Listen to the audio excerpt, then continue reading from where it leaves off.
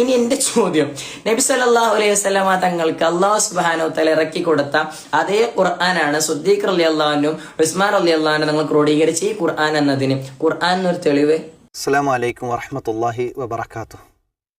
അൽഹംദുലില്ലാഹി റബ്ബിൽ ആലമീൻ വൽ ആഖിബത്തു ലിൽ മുത്തഖീൻ വലാ ഉദ്വാന ഇല്ലാ അലൽ ളാലിമീൻ വസല്ലല്ലാഹു അലാ നബിയിന മുഹമ്മദിൻ വഅലാ ആലിഹി വസഹ്ബിഹി അജ്മഈൻ വമൻ തബിഅഹും ബിഇഹ്സാനിൻ ഇലാ യൗമിദ്ദീൻ. അമ്മാ ബഅദ്.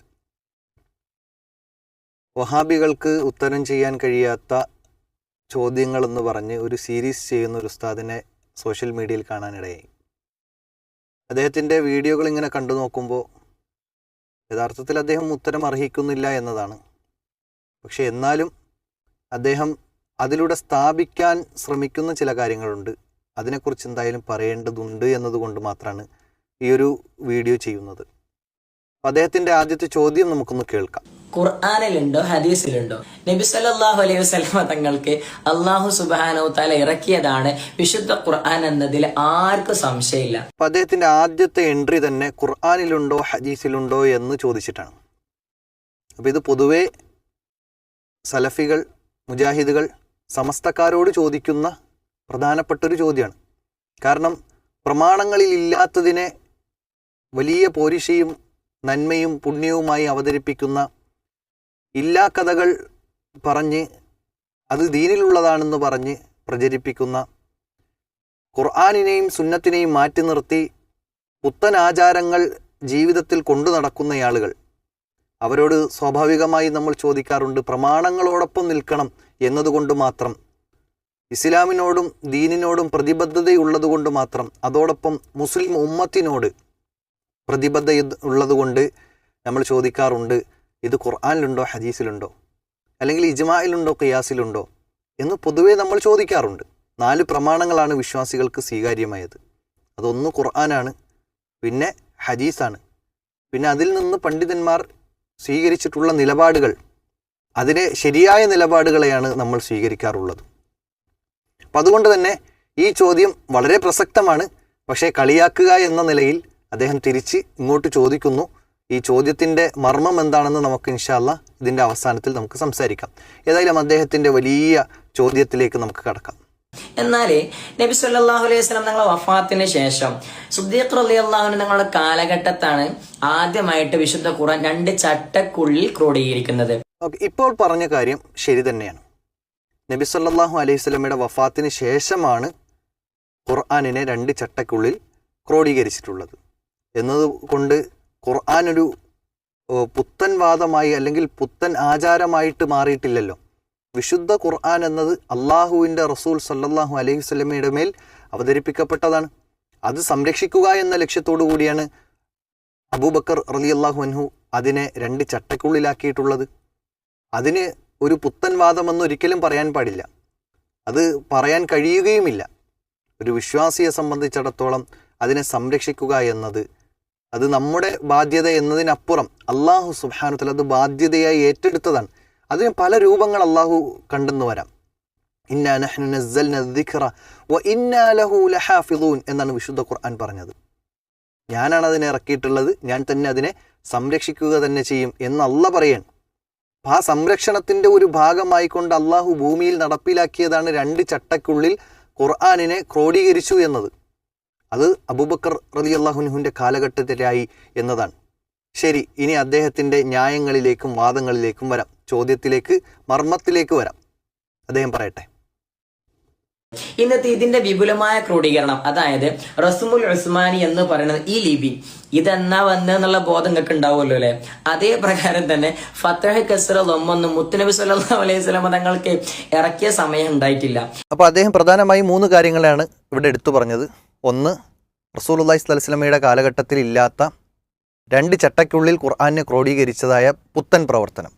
രണ്ടാമത്തത്, അത് ഉസ്മാൻ റളിയല്ലാഹു അൻഹുവിൻ്റെ കാലഘട്ടത്തിൽ വീണ്ടും അതിനെ വിപുലീകരിച്ചത്.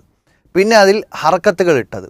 ഈ 3 കാര്യങ്ങൾ പുത്തൻ വാദമാണ് എന്ന രൂപത്തിലാണ് അദ്ദേഹം സംസാരിക്കുന്നത്.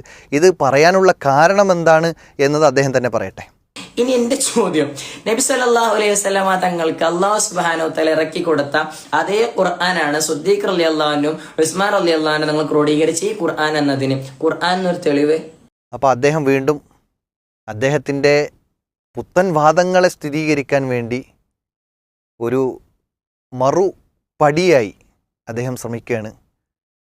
അതായത് ഇങ്ങനെ ഖുർആനിനെ ക്രോഡീകരിക്കാൻ, ഫതഹ് കസർ ദമ്മിടാൻ, അതുപോലെ തന്നെ ഉസ്മാൻ റളിയല്ലാഹുവിൻ്റെ കാലഘട്ടത്തിലുണ്ടായിരുന്ന വിപുലമായ അതിൻ്റെ ക്രോഡീകരണവും മറ്റു കാര്യങ്ങളും, ഇതിന് ഖുർആനിലൊരു തെളിവുണ്ടോ ഹദീസിലൊരു തെളിവുണ്ടോ എന്നാണ്.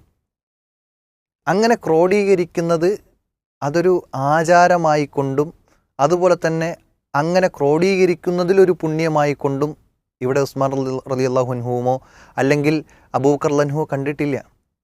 എന്നാൽ ഖുർആനിന് മേന്മയുണ്ട്, ശ്രേഷ്ഠതയുണ്ട്, ഉള്ളതിനെ ഒന്നുകൂടി നന്നാക്കി എടുക്കുന്നു എന്നത് മാത്രമാണ്. ഒരു പള്ളി നമ്മൾ പണിയുന്നു, ആ പള്ളി പണിയുന്നതിൽ മഹത്വമുണ്ട് എന്ന് നമ്മൾ മനസ്സിലാക്കിയിട്ടുണ്ട്. ആ പള്ളിയിൽ കേടുപാടുകൾ സംഭവിക്കുന്ന സമയത്ത് ആ പള്ളിയെ ഒന്നുകൂടി പുതുക്കി പണിയുമ്പോൾ അതിന് ചിലവഴിക്കുന്ന സമ്പത്തിനും അതിന് ചിലവഴിക്കുന്ന ഊർജത്തിനും നമുക്ക് പ്രതിഫലം കിട്ടുമല്ലോ എന്നതുപോലെ മാത്രമാണ് ഇതിനെ നമുക്ക് കാണാൻ കഴിയുക. അതേസമയം ഇവരുടെ വാദം എന്താണ്? മാല മൗലൂദുകൾ ഓതുന്നതിൽ, അത് പാരായണം ചെയ്യുന്നതിൽ അതിനെല്ലാം പുണ്യമുണ്ട് എന്ന് വരുത്തി തീർക്കാൻ വേണ്ടിയിട്ട് ഓൾറെഡി ഇസ്ലാമിൽ ഉള്ള കാര്യത്തെ ഒന്നുകൂടി നന്നാക്കി ശരിയായ ഒരു അവസ്ഥയിലേക്ക് എത്തിച്ചതിനെ അത് പുത്തൻവാദമാണ് എന്ന് വരുത്തി തീർക്കാൻ വേണ്ടിയിട്ട് ഇവർ പറയുന്ന വാദമാണ്. ശരി, ഇനി അദ്ദേഹത്തിൻ്റെ സംസാരത്തിലേക്ക് മടങ്ങാം. ഉണ്ടാവില്ലല്ലേ ഹദീസ് എന്നൊരു തെളിവ്? ഹദീസ് എന്ന് പറഞ്ഞാല് നബി സല്ലല്ലാഹു അലൈഹി വസല്ലം തങ്ങളെ വാക്ക് പ്രവൃത്തി മൗനാനുവാദാട്ടോ. അല്ല സ്വഹാബത്ത് ചെയ്തതല്ല ഹദീസ് എന്ന് നിങ്ങൾക്ക് അറിയുന്ന പ്രതീക്ഷിക്കപ്പെടുന്നു. അവിടെ അദ്ദേഹത്തിന് ചില സ്ഖലിതങ്ങൾ സംഭവിച്ചിട്ടുണ്ട്. ഒരുപക്ഷെ അദ്ദേഹത്തിൻ്റെ ബുദ്ധിശൂന്യമോ അല്ലെങ്കിൽ അദ്ദേഹത്തെ പഠിപ്പിക്കപ്പെട്ടത് അങ്ങനെയായിരിക്കാം. ഏതായാലും നബി സല്ലല്ലാഹു അലൈഹി വസല്ലമയുടെ വാക്ക് പ്രവൃത്തി മൗനാനുവാദം തന്നെയാണ് ഹദീസ്. എന്നാൽ സ്വഹാബത്തിൻ്റെ ചെയ്തികൾ അത് പ്രമാണമാകുകയില്ല എന്ന് ആരെങ്കിലും പറഞ്ഞിട്ടുണ്ടോ? സ്വഹാബത്തിൻ്റെ ചെയ്തികൾ അത് പ്രമാണമാകും. റസൂലുള്ളാഹി സ്വല്ലല്ലാഹു അലൈഹി വസല്ലം അത് ഹദീസിലൂടെ പഠിപ്പിച്ചു തന്നിട്ടുണ്ട്. എന്ന് വെച്ചാൽ ഇതുപോലെയുള്ള ചില ഉസ്താദുമാർ വരും എന്ന് 1400 വർഷങ്ങൾക്ക് മുമ്പ് തന്നെ നബി സല്ലല്ലാഹു അലൈഹി വസല്ലമയ്ക്ക് വഹി മുഖേന കാര്യങ്ങൾ ലഭിച്ചിട്ടുണ്ടായിരുന്നു. അതുകൊണ്ട് തന്നെ പ്രവാചകൻ പറഞ്ഞ ഒരു ഹദീസ് ഇവിടെ ഞാൻ നിങ്ങളുടെ മുമ്പിൽ ഉണർത്തുകയാണ്. പ്രവാചകൻ സല്ലല്ലാഹു അലൈഹി വസല്ലം പറയാണ്, ഫഇന്നഹു മയ്യഅ്ശു മിൻകും ബഅദി ഫസയറ ഇഖ്തിലാഫൻ കസീറ. എനിക്ക് ശേഷം ജീവിച്ചിരിക്കുന്ന നിങ്ങളിൽ ഒരുപാട് ഇഖ്തിലാഫുകൾ, ഭിന്നതകൾ, അതുപോലെ തന്നെ അഭിപ്രായ വ്യത്യാസങ്ങൾ ഉണ്ടാകും. അപ്പോൾ എന്താ ചെയ്യേണ്ടതെന്നാണ് പറഞ്ഞത്? അപ്പോൾ റസൂലുള്ളാഹി സ്വല്ലല്ലാഹു അലൈഹി വസല്ലം പറയുന്നു, ഫഅലൈക്കും ബിസുന്നത്തി, അന്ന് എൻ്റെ സുന്നത്തിനെ നിങ്ങൾ മുറുകെ പിടിക്കണം. വസുന്നത്തിൽ ഖുലഫാഇർ റാഷിദീൻ അൽ മഹ്ദിയീൻ, എൻ്റെ ഉത്തമ സമുദായമായ ഖുലഫാഉർ റാഷിദീങ്ങൾ, അതിൽ 4 ഖലീഫമാരുണ്ട്, മറ്റു സ്വഹാബിമാരുമുണ്ട്. അവരുടെ ചെയ്തികളെയും ചര്യകളെയും നിങ്ങൾ മുറുകെ പിടിക്കണം എന്ന് പറയുമ്പോൾ, അപ്പോൾ സ്വഹാബത്തിൻ്റെ ചെയ്തികൾ പ്രത്യേകിച്ച് ഇസ്ലാമിൻ്റെ വിഷയത്തിൽ, ദീനിൻ്റെ വിഷയത്തിൽ അവർ പറയുന്നത് സ്വീകാര്യമാണ് എന്നത് നമുക്ക് തീർച്ചപ്പെടുത്താൻ കഴിയുന്ന സംഗതിയാണ്. ഇനി മാത്രമല്ല റസൂലുള്ളാഹി സ്വല്ലല്ലാഹു അലൈഹി വസല്ലം പറഞ്ഞല്ലോ, ഖൈറുന്നാസി ഖർനി സുമ്മല്ലദീന യലൂനഹും സുമ്മല്ലദീന യലൂനഹും, ഏറ്റവും ഉത്തമ സമൂഹമെന്നത് എൻ്റെ അനുചരന്മാരുള്ള സമൂഹമാണ്, അതിനുശേഷമുള്ളവരാണ് എന്ന് റസൂലുള്ളാഹി സ്വല്ലല്ലാഹു അലൈഹി വസല്ലം പറഞ്ഞിട്ടുണ്ടെങ്കിൽ സ്വഹാബത്തും താബിഉകളും താബിഉകളുമെല്ലാം ആ വിഷയത്തിൽ പ്രമാണമായി നമുക്ക് ഉദ്ധരിക്കാൻ കഴിയുന്നത് ഖുർആനും സുന്നത്തും അതുപോലെ തന്നെ സ്വഹാബത്തിൻ്റെ അതിൻ്റെ നിലപാടുകളും അതോടൊപ്പം ഇജ്മാഉം ഖിയാസുമാണ്. ഇവരുടെ വാറോലകൾ കേട്ട് ഇവർ കൊണ്ടുവന്ന ഇസ്ലാമിൽ ഇല്ലാത്ത പുത്തൻ ആചാരങ്ങളെ ആചരിക്കാനല്ല ഇതിനെല്ലാം തെളിവ്.